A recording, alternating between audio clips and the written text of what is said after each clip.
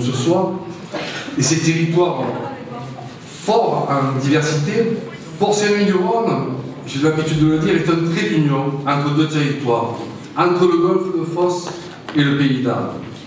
Oui, Port-Saint-Louis-du-Rhône a du caractère et ses habitants ne se laissent pas compter. Trois exemples de grands rassemblements où nous nous sommes retrouvés. Je commencerai par eux, par nos enfants.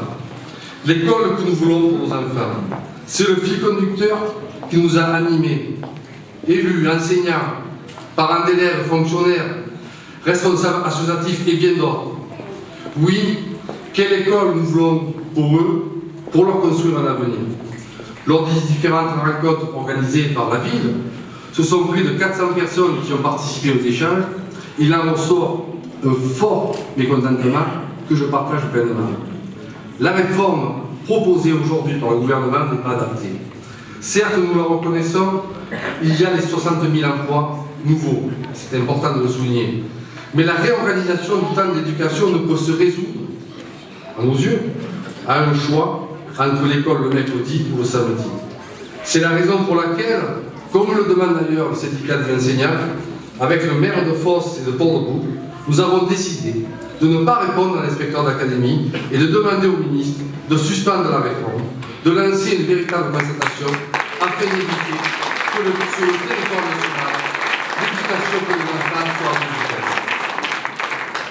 soit en autre objet de rassemblement, c'est la mise en place à marche forcée de la métropole marseillaise. À plusieurs reprises, nous nous sommes rencontrés, population et élus.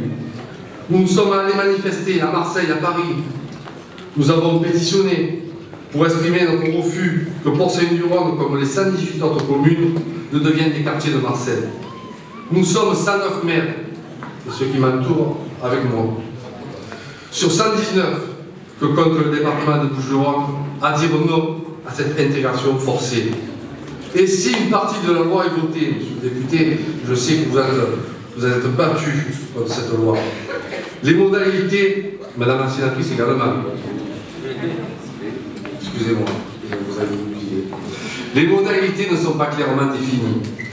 Et nous serons appelés, vous et nous demain, à défendre l'originalité, le charme, la qualité de vie de cette belle ville de Port-Saint-Louis-du-Rhône, je dirais de toutes les villes des Bouches-du-Rhône d'ailleurs. Oui, nous voulons construire avec d'autres collectivités des indispensables coopérations dont les populations du département ont besoin, mais pas au travers de la métropole. Enfin, en ce début d'année, nous renouvelons nos vœux. Le plus important, pour ce que l'on aime, pour nos amis, pour notre entourage, c'est le vœu de bonne santé. Oui, nous sommes rassemblés. Là encore, vous avez été parmi, je parle là pour Saint-Louis, les plus engagés pour défendre notre centre de santé mutualiste. Parce que le droit à la santé est un droit universel. Parce que quelles que soient nos conditions sociales, nos origines, nos convictions religieuses ou philosophiques, nous devons avoir les moyens de la santé pour tous. Nous ne pouvons accepter, et nous ne pouvions pas accepter, la fermeture de cet établissement. Là encore, à Marseille, à Paris, les Port-Saint-Louisiens n'ont pas ménagé leurs efforts et ont fait entendre leur voix, et nous avons eu raison. Vous le savez, nous avons obtenu que ce centre soit labellisé Maison régionale de la santé par le Conseil régional. Le Conseil général, je remercie les conseillers généraux qui m'entourent, aussi soutient financièrement cette démarche, particulièrement au propos de la santé des femmes. 1,5 million d'euros pour l'année 2014. Ce qui signifie la modernisation par des travaux au début 2014, l'amélioration de l'accueil des patients, la dotation de matériaux médicaux sur l'ensemble des centres de département et particulièrement à Port-Saint-Louis. J'ai sollicité l'Agence régionale de la santé, le Grand Conseil de la mutualité et l'hôpital de Martigues pour travailler à deux objectifs. Objectifs concrets, afin de répondre aux besoins de la population. Renforcer les capacités d'accueil médical, de nouvelles consultations de spécialistes dont la gynécologie, la cardiologie notamment seront mis en place bientôt. Et le centre est dans l'attente d'une prochaine réponse pour la venue de médecins généralistes supplémentaires. Engager un projet de partenariat pour développer notre centre de santé. Nous visons à ce que notre centre soit positionné comme une plateforme de santé aux côtés de l'hôpital et en complémentarité des médecins libéraux de Porcé-Nuron, que je salue de leur travail au quotidien, parce qu'ils ne sont pas suffisamment nombreux aujourd'hui pour répondre à toute la population.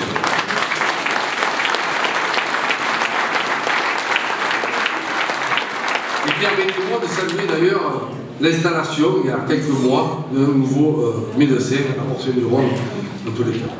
Nous avons obtenu l'accord que ces structures portaient ensemble ce projet de développement. Déjà, de premières subventions, je l'ai dit, du conseil régional, du conseil général, s'ajoutant à celle de la ville, et notre rassemblement a permis de compter dans le débat. C'est autant plus indispensable qu'une étude commanditée par la ville à l'Organisation régionale de la santé montre les besoins importants parmi la population et les salariés en matière de santé, de prévention et de soins. Certes, tout n'est pas acquis, mais nous avons su garder l'essentiel.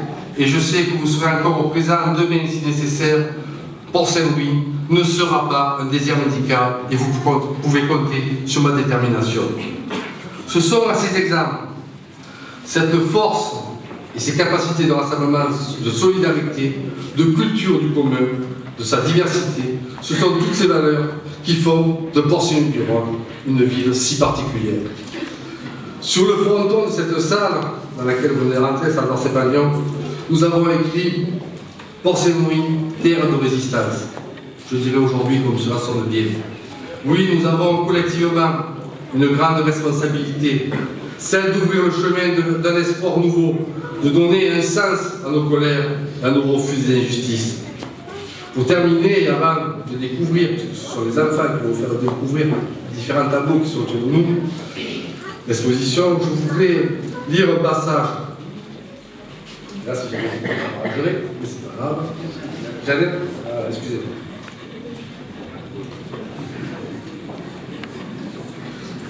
Vous lire un passage de discours 1903 à Albi, il y a 110 ans.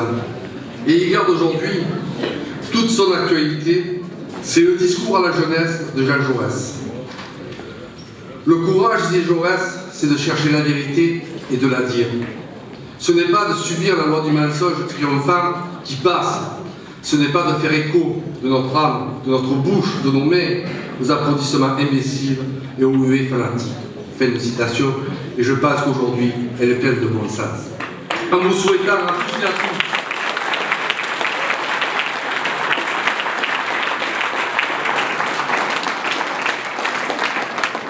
en vous souhaitant à toutes et à tous, une fois encore, une année 2014 réussite dans vos projets de bonheur pour vous et vos proches, je vais laisser maintenant la parole et le micro à Thierry Delvado qui va vous présenter. Alors on va inviter les enfants à venir.